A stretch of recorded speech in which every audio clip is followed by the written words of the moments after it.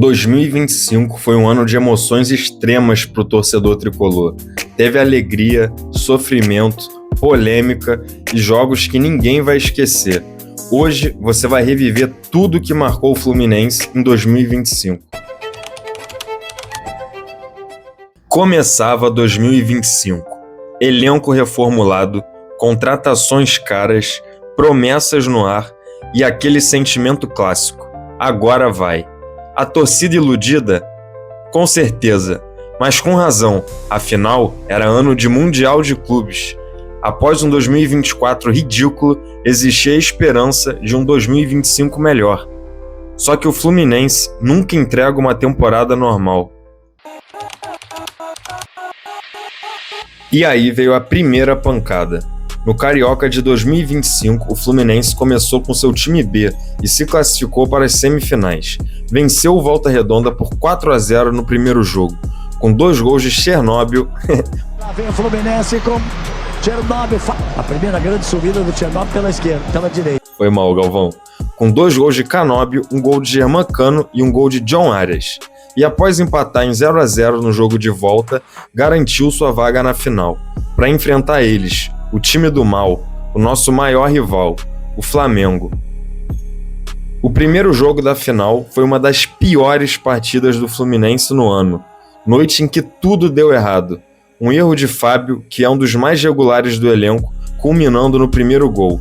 Arias perdendo o gol feito, Ignacio errando sequência de saídas de bola. O cenário poderia ter sido bem mais arrasador se não fosse o gol de Keno nos minutos finais que manteve o Fluminense vivo na briga pelo título, após perder de 2-1. Chega o segundo jogo, e quando você pensa que não pode piorar, pode. O Fluminense faz mais uma partida covarde no Maracanã, empata em 0-0 com o Flamengo e perde o título carioca.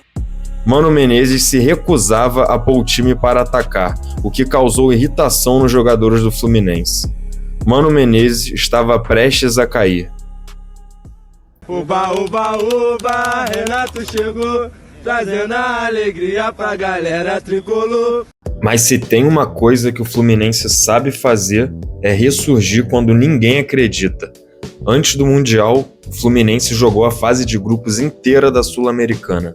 Renato classificou o Fluminense com 4 vitórias, 1 empate e 1 derrota.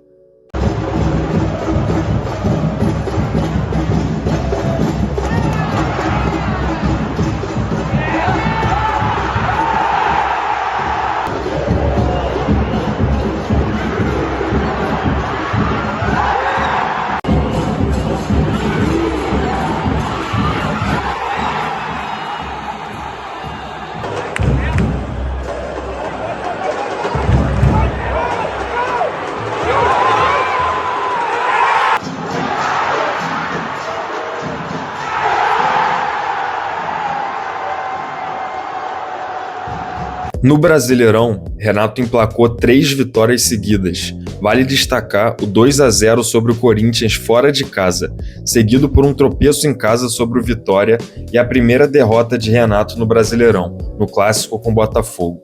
Parecia que as coisas estavam desandando. No jogo seguinte, o Fluminense ia tropeçando mais uma vez, empatava em 1-1 com o Sport, até que aos 52 minutos do segundo tempo, algo mágico aconteceu.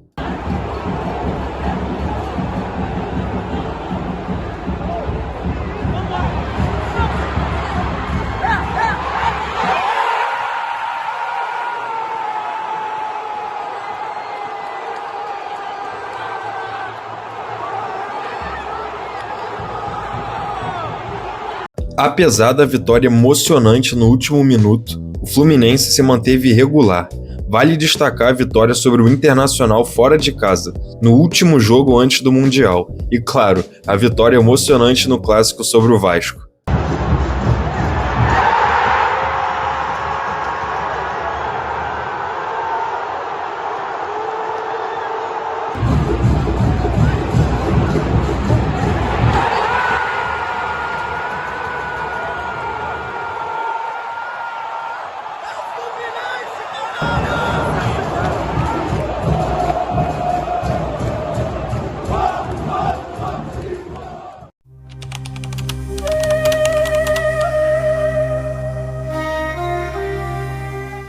Após tanta espera e expectativa, a Copa do Mundo se aproximava. A torcida do Fluminense cobrava reforços para a disputa do Mundial. Afinal, nosso 9 era o Everaldo, e todos nós sabemos que ele tem alergia a gol. E para piorar, após pressão da torcida, contrataram um Soteldo de última hora, o que não serviu de nada, já que o jogador estava lesionado. Sem grandes reforços, o Fluminense se preparava para o que viria a ser uma excelente campanha. Sobre certa desconfiança, o Fluminense estreava contra o Borussia Dortmund, também conhecido como Volta Redonda alemão. E o que se passou em campo, apesar do 0-0, foi a verdadeira judaria, um atropelo, amasso, chame como você quiser, mas o Fluminense deu as caras pro mundo.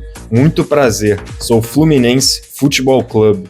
Com a confiança no talo, o Fluminense enfrentou o Ulsan em sua segunda partida. E claro que a síndrome de Robin Hood iria aparecer. Após o golaço de falta de John Arias, o Fluminense sofreu a virada ainda no primeiro tempo. A tensão era grande, já que o Fluminense não poderia perder o jogo. Mas foi aí que Nonato empatou a partida, e no embalo de João de Deus, Freitas virou a partida novamente. 3-2 para o Fluminense. E ainda deu tempo do quarto gol do Kenaldinho de cabeça para fechar o caixão. Após péssima partida e empate em 0-0 com o Mamelodi, pelo terceiro jogo da fase de grupos, o Fluminense se classificou em segundo colocado para as oitavas de final, e no nosso caminho, a Internazionale de Milão. E chegou o dia do mata-mata do Mundial. Na nossa frente, a vice-campeã europeia, time com investimento milionário. O problema é que ninguém avisou isso para Germancano, que viu Inter na camisa e disse: contra Inter eu broco, 1-0 Fluminense. Mais uma exibição fantástica do Fluminense. Que orgulho eu senti nesse dia. Estávamos a um passo das quartas de final. E o passo foi dado por Hércules, que no final do jogo deixou o seu e mandou os italianos de volta para casa.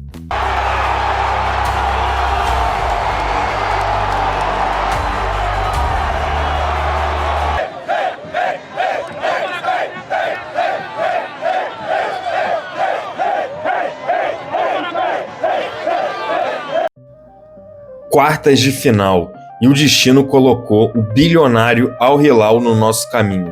Um time árabe tão rico que pagou 90 milhões de euros por Neymar e mais um salário de 100 milhões de euros por ano.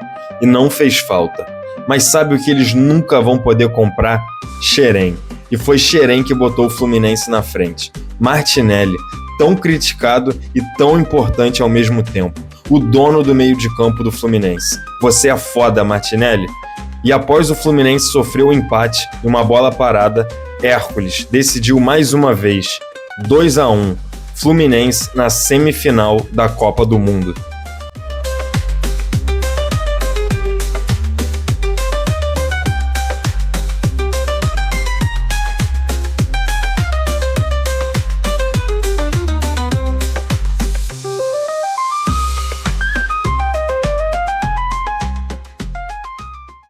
Infelizmente, acabou na semifinal o nosso sonho da Copa do Mundo.